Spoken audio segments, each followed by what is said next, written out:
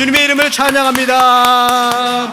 우리 일평생의 삶에 하나님의 이름만 찬양해야 될 줄로 믿습니다. 일순아이라 스노 미나다케오 산비시나케레바 나리마셈. 아멘. 아멘. 주일날 우리가 와서 우리 하나님께 힘차게 찬양도 하고요, 부르짖으면서 여러분들의 마음을 고백했으면 좋겠습니다. 우리 할렐루야랍니다 하고 한번 주님을 찬양해 볼까요? 할렐루야 네 모이까이 가미사 산비시테이마 세노 할렐루야. 고코르냐 아르모노네 전부 가미사만이 소속이 다시 때 다스사노 메구미 이타다키마쇼 네 모이지도 할렐루야 세노 할렐루야. 오늘 저는 하나님의 집이라는 제목으로 말씀을 증거하겠습니다. 오늘 3절의 말씀 베델이라는 단어가 나옵니다. 베델은 하나님의 집이라는 뜻입니다. 여러분, 하나님의 집, 여러분들에게 있어서 하나님의 집은 어떠한 장소입니까?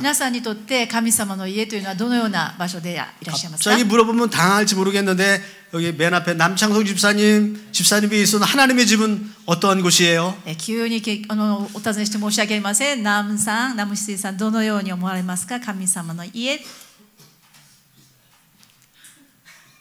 갑자기 물어보면 당황합니다. 그럼 그 옆에 우리 고집사님. 하나님의 집은 언제나 예, 좋은 곳이죠. 예, 갑자기 물어보면 우리가 당황합니다. 하나님의 집은 하나님의 백성이 모이는 곳입니다. 어떤 분에게 물어보면 기도하는 곳입니다. 어떤 분은 말씀을 받는 곳입니다. 어떤 분은 좋은 곳입니다. 어떤 분은 위로받는 곳입니다.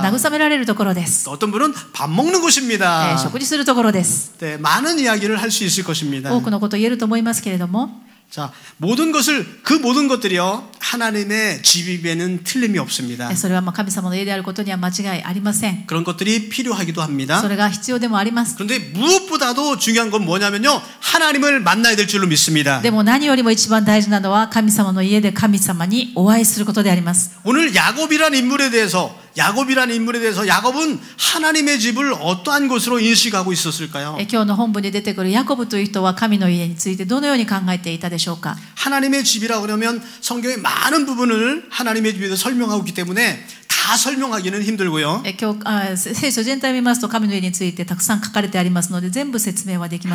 오늘 야곱의 인생을 들어서 하나님의 집이 무엇인가 한번 생각해 보려고 합니다. 서두에 말씀드렸듯이 하나님과의 만남입니다. 하나님을 만날 때 깨달음이 있어야 되고요. 또 하나님을 만나면요 결단이 생기게 됩니다. 한번 야곱의 인생을 한번 생각해 볼까요? 야곱은 어떻게 태어났습니까? 야곱은 쌍둥이로 태어났어요. 야곱은요 동생으로 태어났습니다.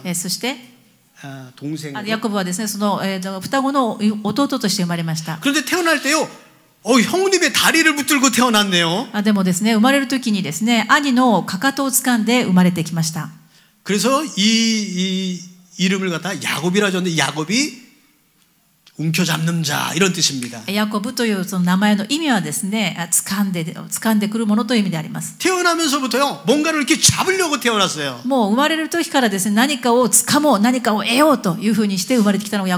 우리의 인생에도 뭔가 자꾸 잡으려고 이런 버릇이 있지 않을까요?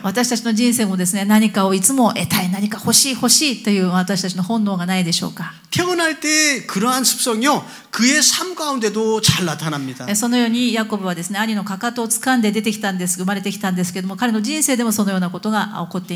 여러분 야곱에게 유명한 가운데 생각나는 게 뭐가 있어요? 형님의 장자권을 가다가 축복권을 자기가 빼앗는 것을 이렇게 볼 수 있습니다.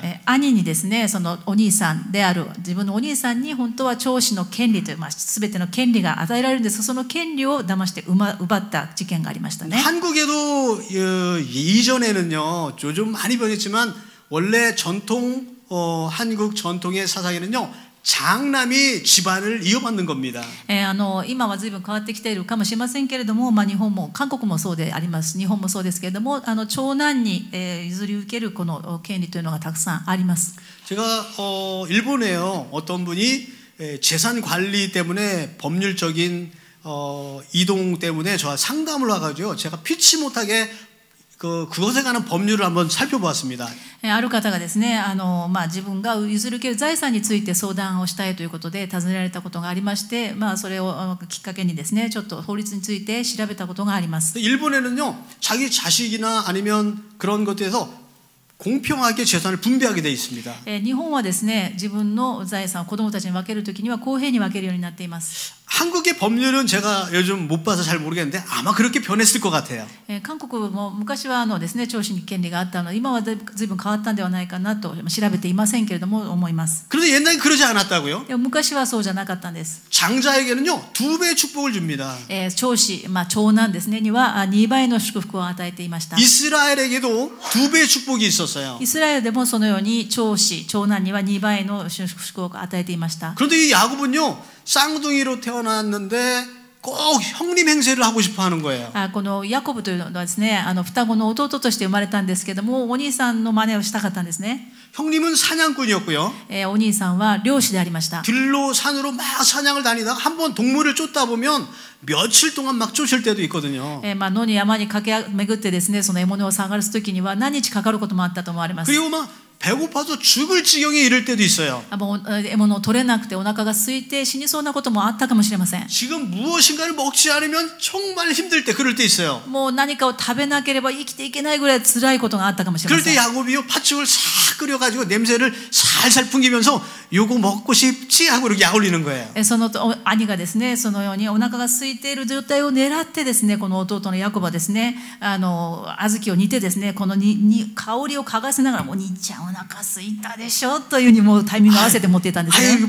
나 그거 좀 나눠줘라 동생아 하고 얘기하죠. ヤコブ、そうお腹空いてるのはなんで分かったんだ、もう早くちょうだいと言ったと思いますね。 그랬더니 얘가 잠깐 그러는 거예요. その時にヤコブはですね、ちょっと待って。 만약에 이걸 먹으려면 형님의 장자권을 나한테 주쇼, 파쇼 이렇게 얘기하는 겁니다. その時ですね、これ食べるならね、お兄ちゃんの長男の権利をね、俺にくれなきゃダメだよ。 성경에 보니까 에서는 장자를 별로 그렇게 귀하게 생각하지 않고 알았어 하고 그렇게 팔았다고 얘기합니다. 聖書にはですね、このお兄さんのエサはですね、そのような大切な長男の権利であるならそんなに大切だとは考えなくて、お腹空いてるのそれが何になるんだ、早くちょうだいと言って変えてしまったとあります。 여러분 가족 간에 여러분들 형제들 있으면 여러분들 그러십니까 혹시? 皆さんのご兄弟がいらっしゃるとそのようなことありますか？ 이럴 때 아멘하면 안 되는 거예요. このような時にアーメンしちゃダメですよ、スマ君。 자, 그다음엔요. 이런 일이 있은 후에 이제 아버지 이삭이 이제 눈이 뭐 죽을 때가 다 되온 거예요. この事件の後にですね、彼らの父であったイサクが手に召される時が近づいてきました。 눈은 보이지 않고요. 目は見えなくなり、 야곱은 털이 없어서요. 여기가 미끈미끈했습니다. ヤコブはですね、この肌のですね、毛があまりなくて滑らかな肌をしていました。 그런데 에서는요. 털이 북실북실했어요. でも兄のエサはですね、漁師でしたしですね、毛深かったんですね。 그래서 어느 날 아버지가 내가 장자에게 축복을 해주고 내가 마음껏 축복해 주려니까 난 맛있는 요리를 나에게 가져와라. 그래서 에서고 사냥을 하고 오라고 얘기했습니다. この父イサクがですね、もうそろそろですね、自分が離れていくことを知り、手に召されることを知ってですね、子供たちを祝福したいから、じゃあ野の獣を取ってきてそれを料理して美味しくしてきなさい、それを祝福してあげるからというふうに命じました。 에서는 동물을 쫓으려고 열심히 쫓아다닙니다. 漁師であったエサウは一生懸命この獲物を取りに出かけました。 그 이야기를 어머니가 들었어요. その話をですね、この母が彼らの母が聞くわけです。 어머니가 야곱에게 얘기하는 거예요. そして自分の息子であるヤコブに言います。 얘야, 너가 에서의 변장을 해서 아버지에게 축복을 받아라. お前がね、エサお兄ちゃんのふりをしてお前が代わりに祝福を受けなさい。 그래서 염소털을 여기다가 막 이렇게 붙이고요. 그리고 아버지한테 들어갔습니다. 彼はですね、毛深くなかったのですね、お兄さんのふりをして毛皮をですね、体に巻きつけてお兄さんのふりをして父を騙して部屋に入ります。 어머니가 만들어진 맛있는 요리를 가지고 들어간 거예요. そして母が作ってくれた美味しい料理を持って父の部屋に入りました。 그리고 목소리도 이제 변장을 하는 거죠. そして声もですね、お兄さんの声に似せて 아버지 눈이 안 보이니까요. 父親が声が顔が見えませんから 아버지 에서 왔어요. 이렇게 얘기를 했어요. お父さんエサが来たよって言ったんですね。 목소리는 야곱 같은데 일로 가까이 와봐라 얘기했습니다. 声はねヤコブの声のような気がするんだけどちょっと近くに来なさい。 그리고 이렇게 만져보니까 털이 복실복실하단 말이에요. そしてよく見えないんですけど触ってみたら毛深いじゃないですかね。 목소리는 야곱인데 몸은 에서로다. 그러면서 축복을 마음껏 해줬습니다. 声はねヤコブのような気がするけどでも触ってみるとこれはお兄さんのエサだねよしと言って祝福をしてしまいます。 이렇듯요 무엇이든지 자기 것으로 가지려면요 수단과 방법을 가리지 않고 이렇게 했던 사람이 야곱이었다는 거예요. このようにヤコブはですね自分が何かを得ることができるためにはですねもう手段を選ばずにしてしまう奪ってしまうそのような性格でありました。 여러분 사실 우리의 삶도 이런 모습이 있지 않을까요? 私たちも実際人生の中でこのような生き方を全くしてないと言えないんじゃないでしょうか。 야곱의 이러한 이야기를 왜 이렇게 자세히 써줄까요? 聖書にはですねなぜこのような汚いとも思われるような本当に薄汚いヤコブのこのような話をなぜわざわざ書いたんでしょうか。 우리 인생의 거울로서 하나님께서 주신 것입니다. 神様は私たちにこれを人生の鏡としてあなたの話として読みなさいというふうに教訓としてくださってい 우리도 ます。 하나님을 믿는다고 하면서 私たちも神様を信じると言いながら 내 중심대로 살고 私中心に生きて 내가 움켜쥐으면서 살고 私が何かを得ようと頑張り 이렇게 사는 그러한 우리들의 삶이 있습니다. このようなヤコブのような心を持って生きているのではないでしょうか。 하나님을 믿는다고 하면서요. 神様を信じないわけじゃないんです。 이것은 하나님을 믿는 초보적인 생활입니다. これは神様を信じると言いながらでもまだ幼い初歩的な歩みと言えます。 나중에 이 사실을 알은 에서는요 야곱을 죽이려고 했습니다. このことをですね自分を騙し父親を騙したこの話を聞いたですね兄エサウはですね非常に怒りヤコブを殺そうとします。 그래서 살기를 느껴서 도망가게 됩니다. そしてお兄さんが自分の命を狙っているというこの殺気を感じましてヤコブは逃げることになります。 여러분 여기 길거리에서 자보신 적 주무셔본 적 있으십니까? 皆さん道端で寝たことありますか？ 요즘 저기 노숙하시는 분의 얘기를 잠깐 들어보니까 요즘 많이 좋아졌어요.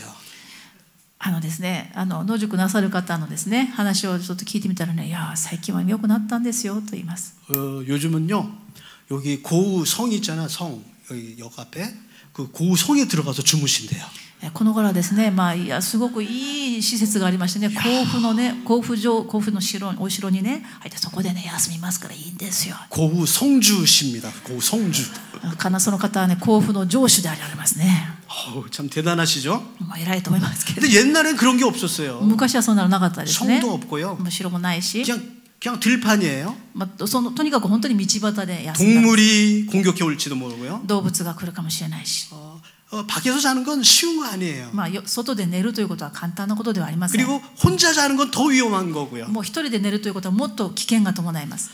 야곱은 그렇게 광야로 도망가면서 무엇을 느꼈습니까? ヤコブはですねそのように荒野に逃げながらお兄さんから逃れながら何を考えたんでしょう。 그는 하나님을 믿는 사람이었어요. 彼は神様を信じる者だったんです。 그런데 내게 왜 이렇게 고난이 있는가? なんで私にこんな苦しみがなぜ兄から逃げなければならないのか。 하나님께서 나를 축복해 주신다 그러는데 나는 왜 이렇게 사는가? 神様は私を愛してくださって祝福してくださるはずなのなんで私の人生これだ。 내가 아버지께 축복을 받았는데 축복 기도를 받았는데 내 눈앞엔 고생 덩어리야. なんで私は父の祝福をねお母さん言われるままに祝福をいただいたのにむしろこの生活はなんだ。 인생의 회의를 느낍니다.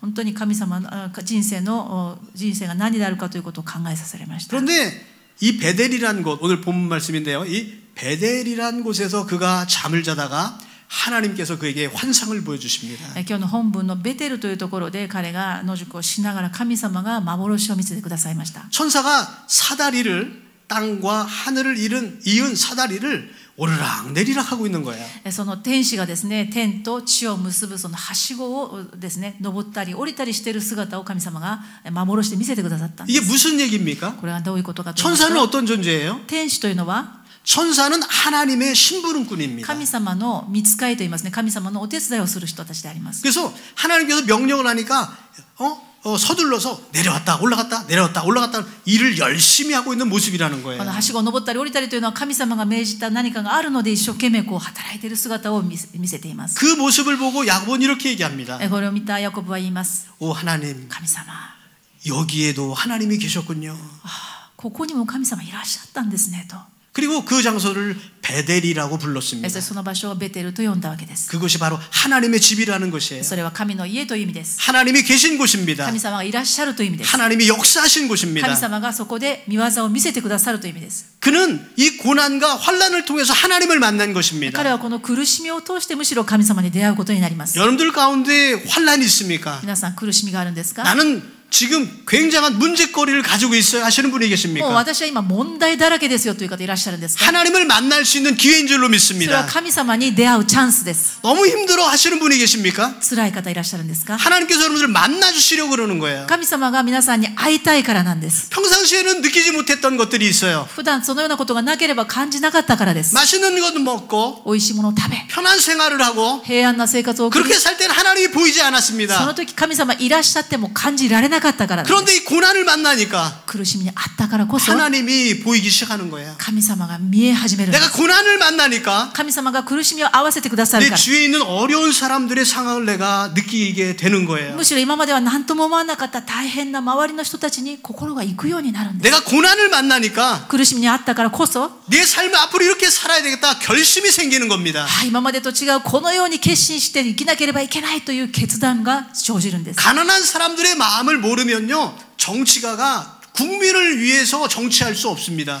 貧しい国民の心がわからないと政治は正しい政治ができないんです。 버스 요금이 얼마인지 모르는 정치가도 있습니다. カップラーメンが400いくらだという政治家もいます。 환난은 하나님께서 우리를 만나주시게 한 도구인 줄로 믿습니다. 苦しみというのは神様が私たちに会ってくださるチャンスなんです。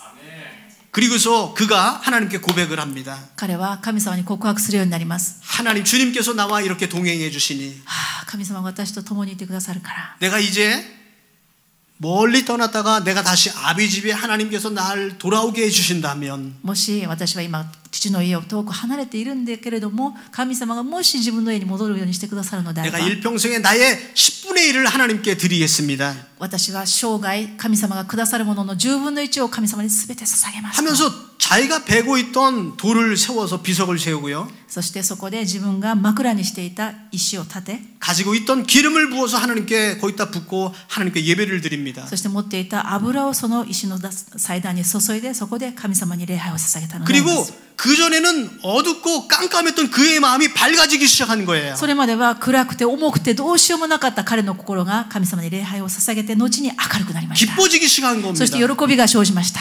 이 기쁨은요 우리 신앙생활에 제일 중요해요 この喜びというのは私たちの信仰生活の中で一番大切なものでありま 왜 す。 그런지 아세요? なぜかと言いますと、 고난 가운데 있을 때요 苦しみの時に、 우리 마음도 늘 고난 그 슬픈 마음만 가지고 있으면 もしその苦しみの中で、悲しみの中で苦しい悲しいそれだけを考えていれば、 인생을 살기가 싫어지는 거예요 人生生きている意味がなくなる。 그런데 고난을 만날지라도 たとえ同じ苦しみの中にあっても、 내 속에 기쁨이 있으면요 私の中に喜びがあるのであれば、 고난이 아니에요 たとえ状況は変わらない、苦しみは全く同じようにあるんですけど、それは問題じゃないんです。 즐거운 거예요 楽しいから。 아멘 그랬는데 우리 다 아멘. 같이 한번 아멘 할까요? 아멘 アメン。 예, 예. 우리가 하나님 앞에 아멘하고 고백하는 건 참 좋은 겁니다 私たちがアーメンと神様に告白することはとってもいいことです。 구약에는요 제사장이 율법을 낭독하면 백성들이 아멘 하고 화답했다라고 써 있습니다 私たちがですね、旧約聖書を見ますと、神様の御言葉を朗読しながらアーメン、アーメンといった記事があります。 아멘은 믿음으로 해야 되는 겁니다 アーメンは信仰によってなさいましたね。 자 이런 환난이 있었는데 불구하고 苦しみの中にあったにもかかわらず 하나님을 만났어요 神様に出会ったので、 하나님께서 나와 함께 하시는구나 하고 이제 야곱이 깨닫게 되었습니다 神様が私と共にいてくださるんだということが分かったから、 이제 그에게 있어서 고난은요 고난으로 느껴지지 않는 거예요 彼の人生は苦しみがあることは同じですけれども、その苦しみが問題ではなくなりました。 좀 쉬운 얘기를 하겠습니다 簡単な話をしましょう。 저는 결혼할 때요 고생을 참 많이 했습니다 牧師はですね、結婚するときにですね、非常に苦労しました。 지금도 그 얘기를 하려면 책을 써야 돼요 今ですね、その話をしたら、皆さんに本を書いて差し上げることができる。一晩にかかるので、簡単に申し上げます。 저희 아버지는 이제 선교를 위해서 너가 일본 사람과 결혼해도 좋다 이렇게 허락을 해주셨습니다. 牧師の父がですね、日本宣教のためなら日本人と結婚してもいいだろうと許可してくれました。 근데 아내의 부모님은 내 눈에 흙이 들어가도 안 된다 그러셨어요. でもですね、隣にいる奥さんのですね、両親はですね、私の目の黒いうちは絶対にダメだと言いました。 그래서 너무나 힘들게 결혼을 했습니다. ですから非常に難しい道を通りました。 결혼한 사람에게 있어서 부모님이 반대하면요 고난 아니겠습니까? 結婚するですね、両家どちらにしてもですね、どちらが反対してもそれは苦しみが伴うと思います。 그런데 그 고난을 어떻게 이길 수 있을까요? でもその苦しみをどのように克服したんでしょうか。 아내를 사랑하면 이길 수가 있어요. それはですね、奥さんを愛してあげれば勝利することができるんです。 둘이 그것보다 더 사랑하는 마음이 크면 이길 수 있습니다. それはですね、お互いに愛し合う心がですね、あれば、その問題よりもその愛が大きければ勝利することができるんです。 장인어른한테 딱 무릎 꿇고 얘기를 했습니다. 따님을 주십시오. 그렇게. そしてですね、義理の父にですね、娘さんをくださいとひざまずいて申しました。 사실 그 당시 제 형편이 말이 아니어서 할 말은 없었습니다. その状況はですね、そのお任せくださいと、あなたの奥さんをお任せくださいと言えるような状況には、牧師はその当時ありませんでした。 자네는 지금 무엇을 하는고? あなた今何をしているの？ 신학생입니다. 新学生でございます。 이 다음에 무엇이 될 건고? その後は何になるんだ？ 목사가 될 겁니다. 牧師になると思います。 그럼 안 되네 그랬습니다. だったらダメですと言われました。 그래서요 아내를 데리고 집 바깥으로 나왔어요. そして挨拶終わって出てきました。 그 당시에 보름달이 떠 있었습니다. その 지금도 時 기억해요. その時本当に今でも思い出すんですけれども、その時ですね、その時じゃなくても満月ありますけど、その時も満月でした。 한국 대하 드라마 같은 그런 기분이었어요. 韓国ドラマを見ているような気分だったのは多分主人だけだったと思いますけれども。 저기 조그만 저기 시냇물이 졸졸졸 흐르고 있었고요. そうでしたか？ 있었어요. 다리가 있었거든 거기. 橋がありですね、私そんな全然余裕がない覚えてないんですけど、橋があり小川があったというふうに覚えてます。 보름달이 딱 우리의 약속을 지키고 있었습니다. そしてその橋の上にですね登っているこの満月に私たちの約束をかけましょうと、韓国ドラマ。 조그만 돌담 다리가 이렇게 있었고요. それ小さなありましたか？小さな橋が 변한 것 같아. いや余裕がなくて全然覚えてないんですよ。小さな橋がありました。 그 위에서 제가 이렇게 얘기를 했습니다. その橋の上で言いました。 둘 중에 하나 선택해라. 2つに1つ選べなさい。 나를 따라가면 고생 덩어리다. 私についてくれば苦労は丸見えだ、見え見えだ。 지금 싫으면 빨리 집에 들어가라. もしねその苦労が嫌ならお母さんとお父さんのところに帰ってもいいよ。 아니면 나를 따라와라. じゃないと私についてきなさい。 근데 문제가 있다. 問題があります。 나를 따라오면 부모님과 단절해야 된다. もしですね私とについて結婚するということであれば、今の状況であれば親子の縁を切っても構わないと言わ 부모님이 れ 그렇게 たいと。 말씀하셨으니까요. 親子の縁を切ると、そのようにするのであれば親子の縁を切ると言われたので、それに従うのであれば、私に従うのであればそうなるかもしれないよ。 사모님이 뭐라 그랬을 것 같아요? 奥さんが何とおっしゃったでしょうか。 ついていきます 그랬어요. 따라가겠습니다と言いました。 그래서 둘이서 손잡고서 그 길로 이렇게 이제 다시 돌아와서 한국에 가서 결혼식을 했습니다. そのようにしてですね、決心をしまして、御言葉の上に立ちまして、韓国で結婚式を挙げました。 근데 부모가 돼 보니까요. 親になってみてですね、 딸이 만약에 그런다면 부모님 마음이 아플 것 같아요. 本当にですね、うちの娘がそうしたらですね、もう想像できないぐらい心が痛いと思います。 지금 이제 장인어른 장모님은 지금 회개하는 마음으로 지금 이렇게 잘 섬기고 있습니다. 今ですね、義理の父と母にですね、その時のことを悔い改める気持ちで、よりもっとですね、私の弟がいますけれども、弟、自分にとって息子ですけれどもね、本当の実の息子よりもね、正樹さんは本当にいい息子だと言われるぐらい今使えてくれています。 눈에 흙이 들어가도 안 된다는 그 장인어른은요 지금은 죄를 제일 좋아해요. 今ですね、もう自分の目の黒いうちは絶対ダメだと言ったですね、私の両親もですね、今本当に実の息子よりも本当に可愛がってくれています。 고난이 있을지라도 내 속에 기쁨이 있다면요. その苦しみの中でも神様がくださる喜びがあるのであれば 이길 수가 있습니다. 勝利できます。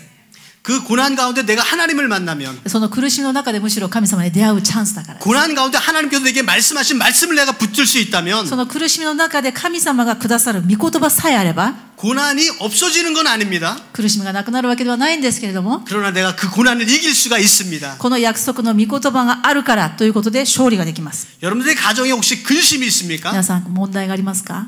왜 그렇습니까? なぜあるんでしょうか？ 하나님의 말씀이 부족하진 않은지요? 神様の御言葉ないからじゃないんです 아직 か？ 하나님을 만나지 못하지는 않았는지요? 神様の出会いがまだないからじゃないんですか？ 여러분들의 가정에 그러한 회복이 있기를 예수님의 이름으로 축원드립니다. 皆さんのご家庭に神様の御言葉の土台がしっかりと根付いて回復されますように主の皆によって祝福します。 두 번째입니다. 2番目です。 두 번째 야곱에 있어서 두 번째 베델입니다. 2番目のベテルについてです。 오늘 본문의 말씀의 베델이에요. 今日の本文のベテルであります。 시간이 흘렀어요. 時間が経ち、 삼촌 라반의 집에서 열심히 일했습니다. おじさんのラバンの家で一生懸命働きました。 라헬과 레아라는 두 아내를 얻었어요. ラケルとレアという2人の奥さんを得ることになりました。 11 아들을 얻었고요. そして11人の子供たちが与えられ、 나중에 베냐민이라는 아들을 얻어 12 아들이 되게 됩니다. 最後にベニヤミンという子供が与えられて12人の息子たちになり 그는 ました。 어쩌면 성공한 사람입니다. まあ言ってみれば成功した人生でしょう。 두 아내도 얻었고요. 2人の奥さんも得 삼촌 て、 라반 집에서 많은 양떼들, 가축들도 얻게 되었습니다. そしておじさんラバンの家でも多くの財産家畜を得ることができました。 그리고 그를 가지고 무리를 데리고서 돌아왔어요. そしてその家畜たち、そして子供たち、そして奥さんを連れて戻ってきたんです。 문제가 있었죠? 問題があったでしょう。 형님과 다시 만나야 된다는 거예요. 兄とまた会わなくてはいけないんです。家に 자기가 帰ったら。 한 일이 있거든요. 自分が昔騙したことがありますから、 형님이 그것을 분하게 생각해서 もしそれをまだ覚えて怒っているのであれば、 나를 해하면 어떨까? 私をまた殺そうとするんじゃない 여러분 か。 그런데 감사하게도 이 형님하고도 화해도 가능하게 되었습니다. でも感謝なことにこの兄と和解ができるようになりました。 모든 묶였던 것들이 다 풀렸어요. すべての問題が解決しました。 만사형통인 거예요. もう万事がうまくいっていたわけです。 너무 잘 됐어요. うまくいったんです。 그런데 문제가 생겼습니다. 問題が生じました。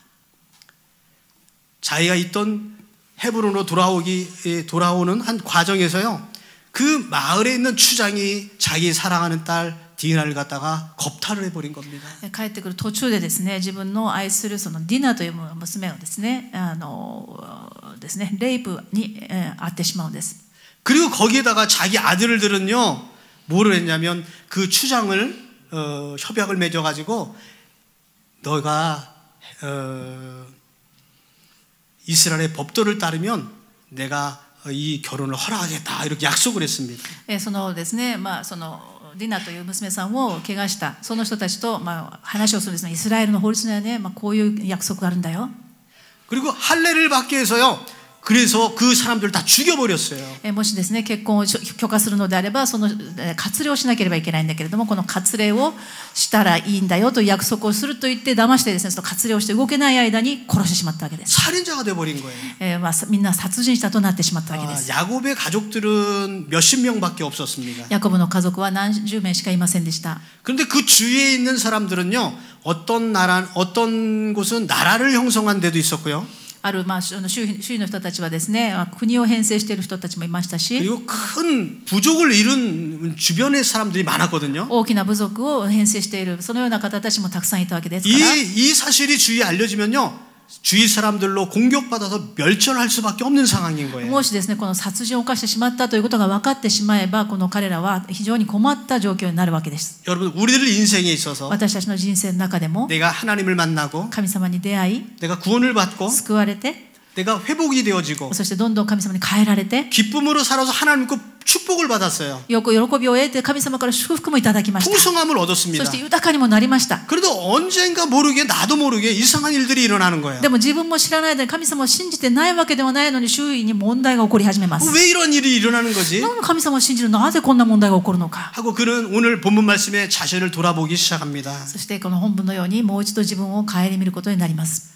하나님보다 더 사랑하는 것이 있었던가? もし神様を信じるというなら神様よりも愛しているものがなかったのか。 너희 가운데 신상이 있으면 그것을 버려버려라 얘기했습니다. あなた方の異国の神々を取り除きなさいと今日の本文にあり 눈에 ます。 보이는 신상만 우상인 것이 아닙니다. 偶像というのは目に見えるものだけが偶像ではありません。 하나님보다 더 사랑하는 것이 있으면 그것이 우상입니다. 神様よりも愛するもの、それは全て偶像であると聖書にあります。 하나님보다 후지산을 더 사랑하면 그것이 우상인 것입니다. 神様よりも富士山を愛するのであれば富士山が偶像になります。 그것이 있으면 버려라라고 말씀하고 あなた 있습니다. 方の中の異国の神々を取り除きなさいとおっしゃいま 그 した。 본 말씀에 자신을 정결하게 해라. そして本文にあるようにあなた方を清めなさい。 무슨 우리를 깨끗하게 할 수 있습니까? 私たちをどうやって清めることができるんですか。 예수 그리스도의 보혈 외에는 깨끗하게 할 수 있는 방법이 없는 イエス・ 줄로 キリストの 믿습니다. 血潮なしに私たちは清められることは絶対にできません。 우리는 하나님 앞에 죄인이에요. 私たちは神様の前で罪人として生まれてきたからです。 모든 사람들이 죄인입니다. すべて罪人として生まれてきたからです。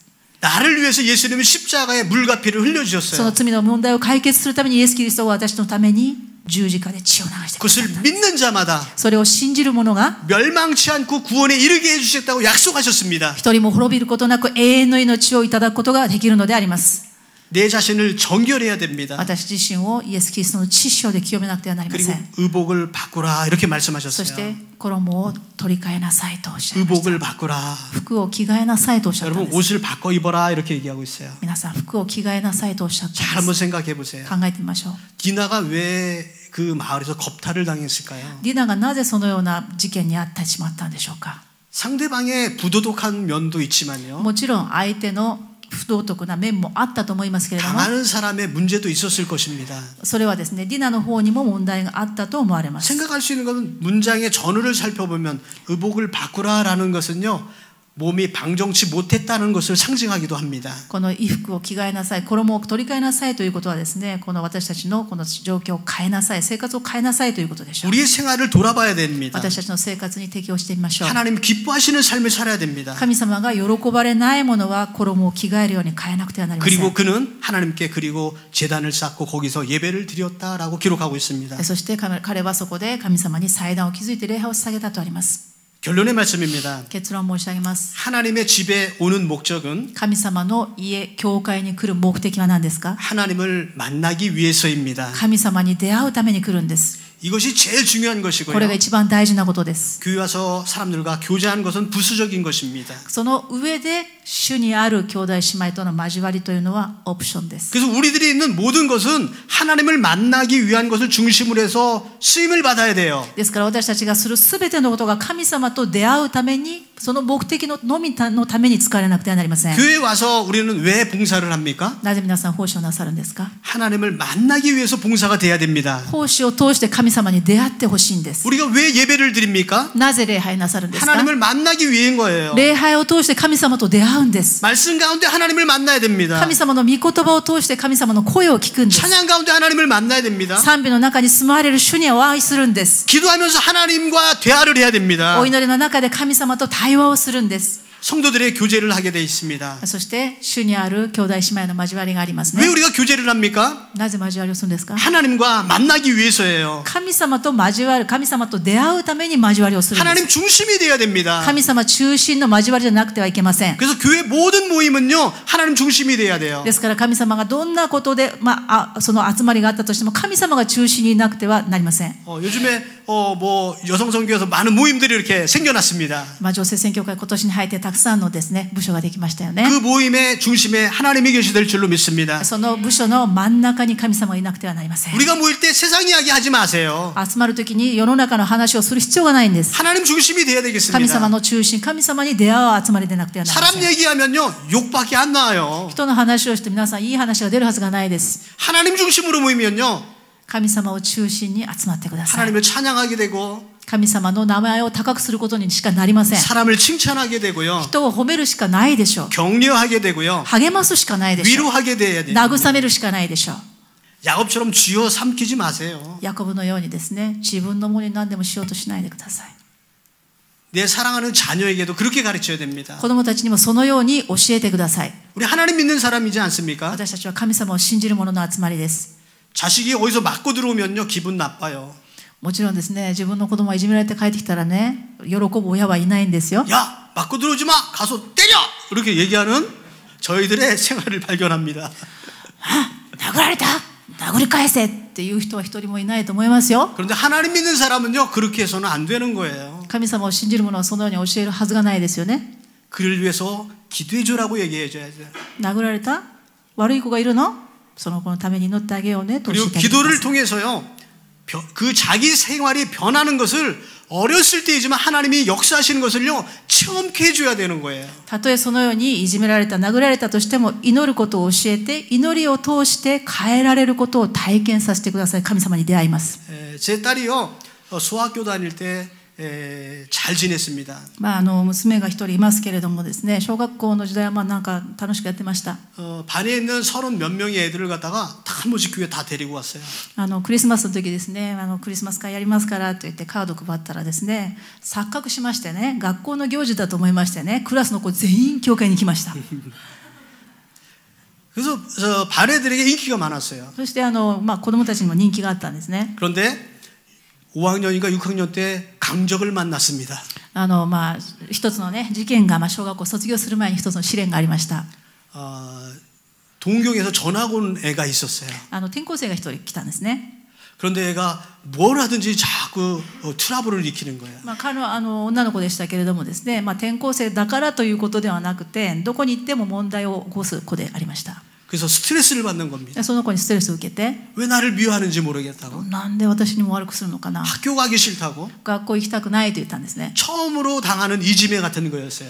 それがですね、初めて彼女で小学校の時にいじめに近いものだったかなと思いますけ 그래서 れども、 이렇게 얘기했어요. 言いました。 그 친구가 너에게 관심이 있어서 그런 거란다. きっとね仲良くしたいんだと思うよ。 그를 위해서 기도하자. 彼女のために祈ろうよ。 고통을 받으면서요, 그 학교를 다녔어요. そして苦しみながらでもですね、祈りながら通いました。 그리고 알고 모르는 새에 졸업을 했습니다. そして卒業を迎え 중학교 올라갔어요. 中学校に上がりました。 돌아와서 이런 얘기를 해요. でその時のことを考えて言うんですね。 아빠, 중학교 가니까 더한 애가 있어. 그러더라고요. なんか中学もう卒業と思ってね、学校変わったのに中学校に上がったらね、もっと強い子がいるわって言ってきたんですね。 그래서 삶을 배웠습니다. そして人生を学び、 세상은 자기 뜻대로 되는 게 아니다. 自分の思い通りには世の中回らないのが人生だと。 거기서 또 배운 게 있어요. そこで学びました。 자기 마음에 안 들어도 같이 살아야 된다. 自分が嫌いなこともね、一緒に生活するの、それが人生だと。 그런데 또 하나 배운 게 있어요. もう一つ学びました。 하나님은 그런 사람을 사랑하라고 얘기한다라는 そして 겁니다. 神様はそのような子であっても神様の愛で愛しなさいと言っていることを学びました。 조그만 애가 한 얘기인데요, 큰 교훈이 있는 것 같습니다. 幼い子でありましたけれども、私たちが教えられました。 그것이 인생이 아닌가 싶어요. これが人生でしょう。 어른인데도 불구하고요, 私たち大人でも 아직도 내게 다듬어지지 않은 부분이 있구나. 本当に子供たちに教えられる部分があるんじゃないです 오늘도 か。 목사지만 저도 무릎 꿇고 하나님께 기도합니다. そのようにですね、私たちも教える側でありますけど、私たちも同じものとしてひざまずいて祈ります。 그것이 하나님 믿는 것인데요, それがね、神様を信じることだよ。 사랑하는 것인데요. それが愛するということだよ。 오늘 하나님의 집에 왔습니다. 今日は皆さん神様の家で何をしま 그 すか。 하나님을 만난 사람은 神様に会った方は 야곱처럼 변하는 줄로 믿습니다. ヤコブのような性格を持っていたとしても変わります。 오늘도 하나님 앞에 엎드려야 될 줄로 믿습니다. 神様の前にひざまずきましょう。 기도하겠습니다. お願いします。